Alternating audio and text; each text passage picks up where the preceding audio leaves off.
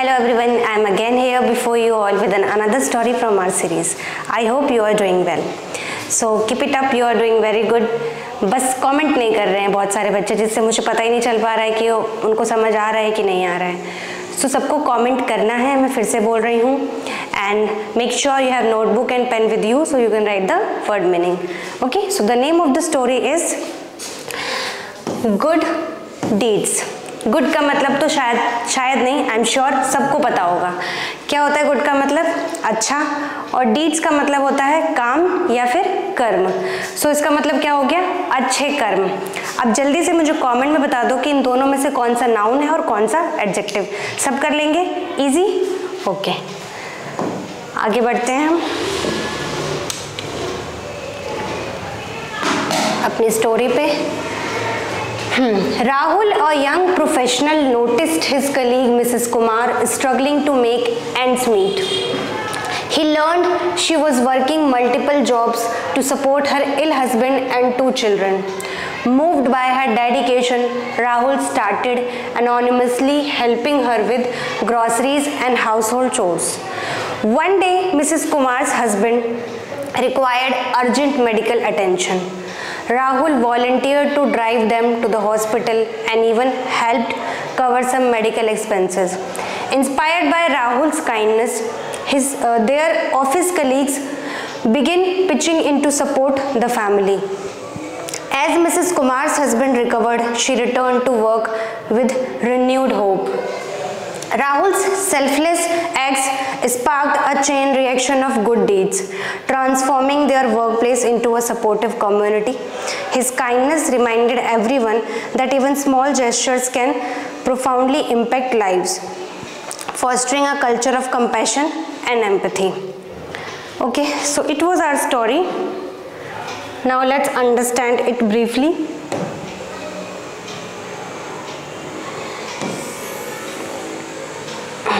Story शुरू करें इससे पहले मैं कुछ बताना चाहती हूँ. हमने जो अपनी पिछली वीडियोस में कुछ रूल्स डिस्कस किए थे, जैसे कि प्रेजेंट पार्टिसिपल, पास्ट पार्टिसिपल और पास्ट इंडेफिनिट टेंस.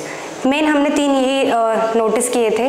तो अभी भी अगर किसी को डाउट है, कुछ बच्चों ने मुझे दिखाया and they have clarity but some are still confuse. So चलो उनके लिए आज फिर से हम उन सब चीज़ों को थोड़ा ब्रीफली डिस्कस करेंगे. प्रेजेंट पार्टिसिपल क्या होता है? प्रेजेंट पार्टिसिपल होता है वर्ब प्लस आईएनजी.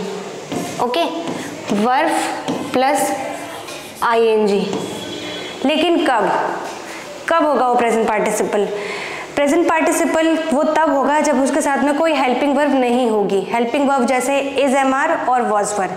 अगर is am are was verb के साथ में वर्ब के साथ आईएनजी ऐड है तो वो क्या होगा? Present continuous tense. For example, I am teaching here. Okay, am आया, आई एम, उसके बाद टीच, उसके बाद आईएनजी उसमें ऐड है. सो यहाँ पे क्या प्रेजेंट पार्टिसिपल है? नहीं, यहाँ पे ये प्रेजेंट कॉन्टिन्यूअस टेंस है. ठीक है. और अगर मैं बोलती हूँ कि I was teaching, so was आया तो ये पास्ट कॉन्टिन्यूअस टेंस है. ओके. और जो हमने पिछली स्टोरीज में डिस्कस किया था कि smiling at the man, approaching to the boy, so यहाँ पे कोई हेल्पिंग वर्ब यूज नहीं हुई थी. सो यहाँ पे ये क्या था? प्रेजेंट पार्टिसिपल था. अब आपको नोटिस करते रहना है इस स्टोरी में कि हम आगे कौन कौन से हम प्रेजेंट पार्टिसिपल नोटिस कर रहे हैं, और उसको ध्यान में रखते हुए एग्जाम्पल्स करोगे तभी याद कर पाओगे, ऐसे याद नहीं कर पाओगे. अब देखते हैं कि पास्ट पार्टिसिपल क्या होता है. पास्ट पार्टिसिपल होता है वर्ब की थर्ड फॉर्म. अब जो वर्ब की थर्ड फॉर्म होती है ना, वो जनरली परफेक्ट टेंस में यूज होती है. परफेक्ट अगर प्रेजेंट परफेक्ट का टेंस है तो हैज, हैव और वर्ब की थर्ड फॉर्म. पास्ट परफेक्ट का टेंस है तो हैड प्लस में वर्ब की थर्ड फॉर्म. और अगर सिर्फ वर्ब की थर्ड फॉर्म है और सेंटेंस में कोई हेल्पिंग वर्ब जैसे कि हैज, हैव और हैड का यूज नहीं हुआ है तो वो क्या होगा? वो पास्ट पार्टिसिपल होगा. और ठीक है, और जैसे कि मैंने बताया था कि जो स्टोरीज होती है वो जनरली पास्ट टेंस में होती है. सो हमने ऑलमोस्ट सारी स्टोरीज में ही पास्ट इंडेफिनिट टेंस ही नोटिस किया है. पास्ट इंडेफिनिट टेंस कब यूज होता है? कैसे पता लगेगा हमको? जब वर्ब की सेकेंड फॉर्म यूज हुई होगी. और एक और चीज़, कभी कभी हमको पता ही नहीं चलता है कि वर्ब की सेकंड फॉर्म है कि थर्ड फॉर्म है, क्योंकि जनरली बहुत बार वो सेम होते हैं, है ना. सो जब हैज़ हैव के साथ में वर्ब आया है, सो वहाँ पे वर्ब की थर्ड फॉर्म आई है, और जब वैसे आया है तो वहाँ पे सेकंड फॉर्म आई है. ठीक है, जब दो सेम होते हैं, जैसे कि सेकंड फॉर्म भी सेम है और थर्ड फॉर्म भी सेम है। So third form generally, not generally, most of the always it comes with perfect tense, यानी कि हैज़, हैव, हैड, ओके, या फिर पैसिव वॉइस में यूज होता है उसका। सो ये था हमारा पिछला। अब आज की स्टोरी डिस्कस करते हैं। राहुल जो कि एक यंग प्रोफेशनल है, यंग का मतलब युवा और प्रोफेशनल का मतलब पेशेवर। राहुल एक युवा पेशेवर, नोटिस हम डिस्कस कर चुके हैं, और ध्यान देना या फिर देखना, उसने देखा हिज कलीग, उसकी कलीग को। कलीग कौन होते हैं? जहाँ पे एक वर्क प्लेस पे जब कुछ लोग काम कर रहे होते हैं, सेम काम कर रहे होते हैं बेसिकली, और हिंदी में उसको बोलते हैं सहकर्मी या सहयोगी। तो उसने अपनी कलीग को नोटिस देखा, सहकर्मी को देखा। कौन थी वो सहकर्मी? मिसेस कुमार। क्या करते हुए देखा? स्ट्रगल। स्ट्रगल हम डिस्कस कर चुके हैं, संघर्ष करना। Struggling to make ends. Make ends हमने पिछली स्टोरी में डिस्कस किया था, गुजारा करना। सो राहुल ने देखा कि जो उसकी कलीग है मिसेस कुमार, उनको संघर्ष करते हुए देखा गुजारा करने में। ठीक है, क्यों? ही लर्नड। लर्न का एक यूज हम सबको पता है, सीखना, पर यहाँ पे लर्न यूज हुआ है पता लगना। ही लर्न का मतलब उसको पता लगा। यहाँ पे ही किसके लिए यूज हुआ है? राहुल के लिए। सो राहुल को पता लगा। ही लर्न का मतलब उसको पता लगा। She was working multiple jobs to support her ill husband and 2 children. इल के भी 2 मतलब होते हैं, एक बीमार और एक बुरा। For example ill mannered, ill behaviour, है ना, पर यहाँ पे इसका मतलब है बीमार। सो ही लर्न, उसको पता लगा, she was working multiple jobs to support her ill husband and 2 children, कि वो जो मिसेस कुमार है वो कई सारे काम कर रही थी अपने बीमार पति को और 2 बच्चों को सपोर्ट करने के लिए, उनको समर्थन करने के लिए। Moved by her dedication, Rahul started anonymously helping her with groceries and household chores. ठीक है, moved का मतलब होता है, हिंदी में इसका मतलब होता है द्रवित होना। ओके, बेसिकली जब हम कोई एक ऐसा एक्ट देख लेते हैं या किसी की कोई ऐसी बात सुन लेते हैं जो कि बहुत इमोशनल होती है, सिंपल वर्ड्स में भावुक होना, और इमोशनल तो सब समझते ही हैं। सो उस चीज, उनका इतना स्ट्रगल देखकर वो बहुत इमोशनल हुआ। Moved by her dedication. Dedication का मतलब होता है लगन, समर्पण, निष्ठा। सो मिसेस कुमार की निष्ठा देखकर वो मूव्ड हुआ, उसने लगन परिश्रम देखकर वो मूव्ड हुआ, मतलब द्रवित हुआ। और राहुल स्टार्टेड एनोनिमसली। अब एनोनिमस डिस्कस करते हैं। वर्ड हमारा है एनोनिमस, और हम नोटिस करेंगे कि जब भी किसी वर्ड में OUS आता है सो वो क्या होता है? एडजेक्टिव। ठीक है, अब आप मुझे कमेंट में ऐसे 2 वर्ड बताओ जिसके लास्ट में OUS आता है।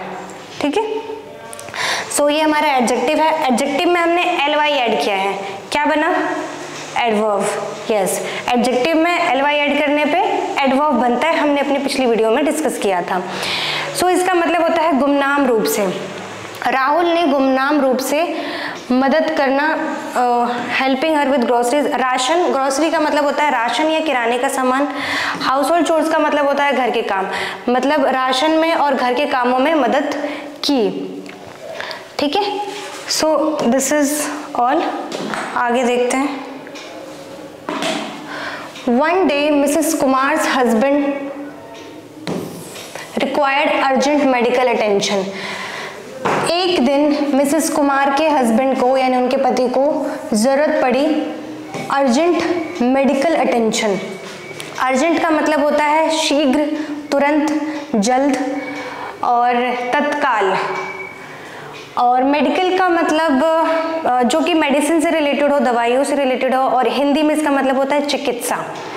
ठीक है, तो एक दिन उनके मिसेस कुमार के हस्बैंड को तत्काल चिकित्सा की ज़रूरत पड़ी, मेडिकल हॉस्पिटल जाने की ज़रूरत पड़ी basically. Rahul volunteered to drive them to the hospital and even helped cover some medical expenses. Volunteer का मतलब होता है खुद की इच्छा से किसी काम को करने के लिए ऑफर करना। ठीक है, और हिंदी में इसको बोलते हैं स्व इच्छा या स्वयं की इच्छा। सो राहुल ने उनको हॉस्पिटल छोड़ने की इच्छा दिखाई। ही वॉलंटियर्ड, उसने वॉलंटियर किया खुद को, खुद की इच्छा दिखाई उनको हॉस्पिटल छोड़ने की। And even helped cover some medical expenses. Medical expenses का मतलब जो दवाइयों का खर्चा था उसमें भी उसने हेल्प की, उसको कवर करने में, मतलब उसको ख़त्म करने में या उसको लेने में, दवाइयाँ लेने में बेसिकली उसने मदद की। इंस्पायर भी हम अपनी पिछली वीडियो में डिस्कस कर चुके हैं, प्रेरित होना, ठीक है। इंस्पायर्ड बाय राहुल्स काइंडनेस, मतलब राहुल की दयालुता से प्रेरित होकर देयर ऑफिस कलीग, ऑफिस जिस जगह पे वो काम करने जाते हैं, कार्यालय या फिर दफ्तर उसको बोलते हैं हिंदी में। कलीग्स हम डिस्कस कर चुके हैं, सहकर्मी, सहयोगी। तो उसकी दयालुता से इंस्पायर होकर, प्रेरित होकर उसके जो और दफ्तर के कलीग थे उन्होंने शुरू किया पिच। अब क्या होता है पिच इन, ये एक इनफॉर्मल फ्रेज है जिसका मतलब होता है ज्वाइन करना या हेल्प करना किसी एक्टिविटी में। अब यहाँ पे कौन सी एक्टिविटी हुई है? एक्टिविटी हुई है सपोर्ट करने की एक्टिविटी उस फैमिली को, ठीक है। तो जो उसके और भी कलीग्स थे ऑफिस के, उन्होंने बिगिन शुरू करना, सेकेंड फॉर्म यूज हुई है past indefinite tense.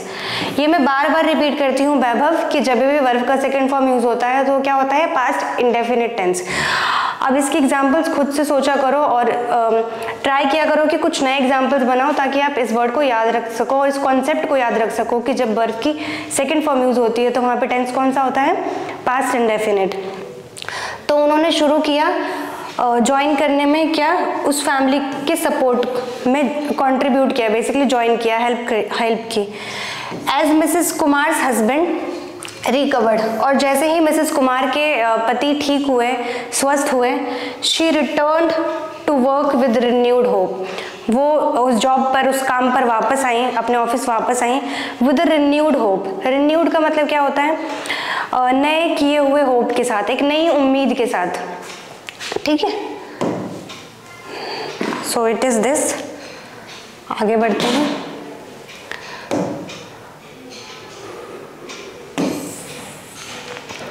Rahul's selfless acts sparked chain reaction of good deeds, transforming their workplace into a supportive community. Rahul के निस्वार्थ, सेल्फलेस हम डिस्कस कर चुके हैं। सेल्फलेस का क्या मतलब होता है? निस्वार्थ। यहाँ पे क्या है? मैंने बताया था कि जब किसी वर्ड में LESS होता है तो क्या होता है? वो एक एडजेक्टिव होता है। सो यहाँ पे ये क्या है? एक एडजेक्टिव है। सो राहुल के निस्वार्थ एक्ट्स यानी निस्वार्थ कार्यों ने गुड डीड्स, अच्छे काम की एक श्रृंखला शुरू की, ठीक है। चेन का मतलब श्रृंखला या फिर चक्र। गुड डीड्स का मतलब अच्छे काम। स्पार्कल का मतलब बहुत सारे मतलब है इसके, चमकना, चिंगारी, इसके बहुत सारे मतलब है, पर यहाँ पे मतलब है प्रोत्साहित करना या शुरू करना, ठीक है। तो जो राहुल का निस्वार्थ कार्य था, उसने अच्छे कामों का एक श्रृंखला शुरू की, एक चक्र शुरू किया, उसके बाद भी लोग उस चीज़ को कंटिन्यू करना शुरू किया। ट्रांसफॉर्म भी हम डिस्कस कर चुके हैं, परिवर्तित करना या फिर बदलना। Their work place into a supportive community. Supportive community का मतलब सहायक समुदाय, और वर्क प्लेस का मतलब कार्यालय जहाँ पे वो काम करते थे, उसको उन्होंने एक सपोर्टिव कम्युनिटी में ट्रांसफॉर्म किया। बेसिकली ट्रांसफॉर्म मैंने बताया परिवर्तित करते हुए देयर वर्क प्लेस, अपने कार्यालय को एक सपोर्टिव कम्युनिटी में, एक सहायक समुदाय में। His kindness remind everyone, his यहाँ पे राहुल है कि राहुल की काइंडनेस, अब ये हम पिछली वीडियोस में भी डिस्कस कर चुके थे। काइंडनेस क्या है? हमारा नाउन, क्योंकि इसमें NESS है, और हिज ये क्या है? यहाँ पे मैंने बताया था कि ये एक पोजेसिव एडजेक्टिव है। पोजेसिव एडजेक्टिव क्या होता है? मान लो मैंने बोला ये मार्कर किसका है, ठीक है। सो आप बोल सकते हो your marker, my marker, his marker, her marker, their marker, ठीक है। ये सारे वर्ड्स आएंगे।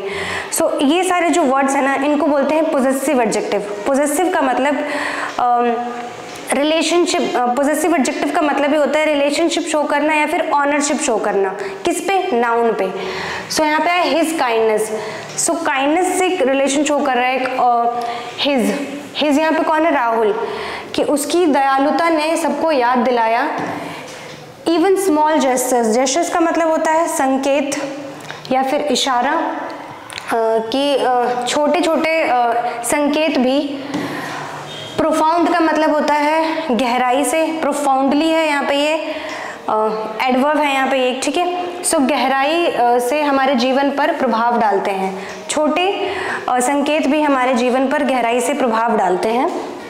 फॉस्टरिंग, फॉस्टर का मतलब होता है प्रोत्साहित करना या फिर लालन पालन करना, पोषण करना, ठीक है। सो फॉस्टरिंग मतलब प्रोत्साहित करते हुए सहानुभूति करुणा की संस्कृति को, ठीक है। Fostering a culture of compassion and empathy का मतलब है प्रोत्साहित करते हुए सहानुभूति और करुणा की संस्कृति को। So it was a short story, I hope you like the story, it was a very simple story and it was a very deep meaning story, is full of compassion and kindness. I hope you like the story. So with this, at the end I would like to give you a question that जो भी 3 words आपको लगे कि आपने सीखा कुछ नया उसमें, उस वर्ड से आपको एग्जाम्पल्स बनाने हैं, एग्जाम्पल्स फ्रेम करने हैं और उसको कमेंट में लिखना है। बहुत इजी काम है, आई थिंक सब कर सकते हैं। सो और मैं चेक भी करूँगी और मुझे बार बार बोलने की ज़रूरत नहीं है क्योंकि we are here to learn, as I have said we will learn little but every day. So please cooperate with me. Thank you so much, we will meet in next video. Have a nice day.